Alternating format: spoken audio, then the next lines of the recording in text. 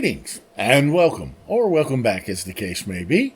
Today's going to be another reading day, and starting for the next few weeks, and I'll explain why in a minute, I'm going to be doing excerpts from my soon-to-be-published novel, Mortal.exe. I know I've been saying that for a while, but it's formatted now. It's with a proofreader, a final check.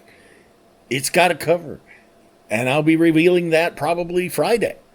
So stay tuned for that. Got some big things coming. If not this Friday, it'll be next Friday. So please stay tuned. But today I decided I'd read an excerpt from it, which I've done before, but, let's build up some steam, some pressure about it.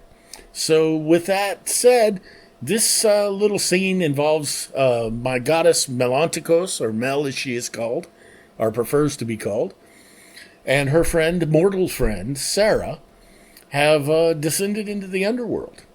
And mayhem promptly ensues.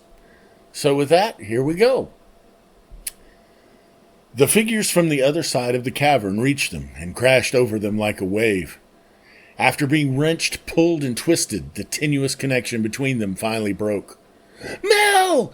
Sarah shrieked. Mel struggled against the hands that held her, but she was borne away. "Sarah!" She kicked, thrashed, and bit at the shades. "Put me down this instant!" Sarah's shrieks grew fainter, masked by the tolling gong and the throng chanting, "This is no place for the living."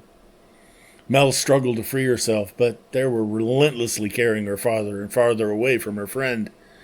"I am Melantikos!" she snapped. "You will put me down this instant!" Mel found her feet under her, and the hands withdrew. Sarah's scream echoed from far away. Mel threw herself at the wall of the dead surrounding her, but they didn't move. "This is no place for the living. They don't belong here," they chanted, their eyes staring at her. Sarah's scream faded into the distance, now barely heard over the pulse of the gong. "Father, please! She came with me!" Once more, Mel flung herself at the wall of shades. They finally parted, but not in the direction she was trying to go. A path opened straight to the tunnel which led to her father. She took a step in that direction, but stopped when she heard another scream. "Not without Sarah," she said through bared teeth. "She is mine. She is with me. I am Melantikos, and you will not bar my path." She did a palm thrust to the chest of the shade in front of her, the first barring her way to her friend. The shades in that direction fell like dominoes and were swept aside like chaff in the wind. Mel didn't hesitate. She raced down the path. At the sound of a faint scream, she kicked into a full sprint.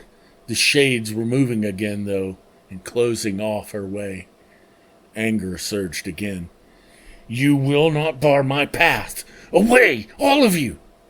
Once more the shades were tossed aside like debris in a tornado. Mel spotted a dark-skinned, flailing arm and lunged for it. The cavern became a blur. She grabbed the desperate hand. The return grip had the firmness of panic-driven strength. "Mel!" Sarah yelled, her voice echoing back from the tunnel where the shades had almost taken her. "I'm here! I've got you!" With white-hot rage, Mel's eyes bored into the dead. "You will release her now!" Her command reverberated through the cavern. The tolling gong ceased. "She is with me, and you will release her!" There was a charge in the air, the feeling of lightning about to strike, but nothing happened for several more seconds. Finally, the shade shifted and shivered before setting Mel down and parting. Kneeling on the cavern floor with her head down, Sarah clutched Mel's hands with both of hers.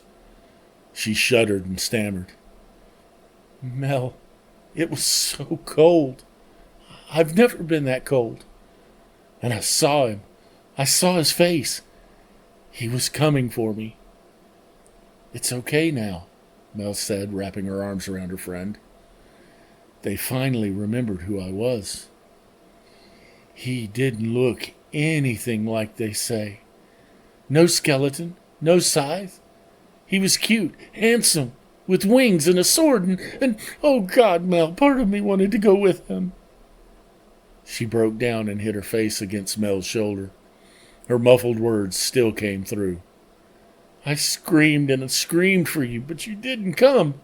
And then you did. I'll always come for you. You're my bestie.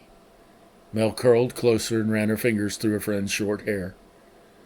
I'll always come for you. And that was a little bit of Mortal.exe. Stay tuned for more. I hope you liked it. If you did, give us a thumbs up. Like, subscribe. We'll be here with more on another day. Until then, have a good day.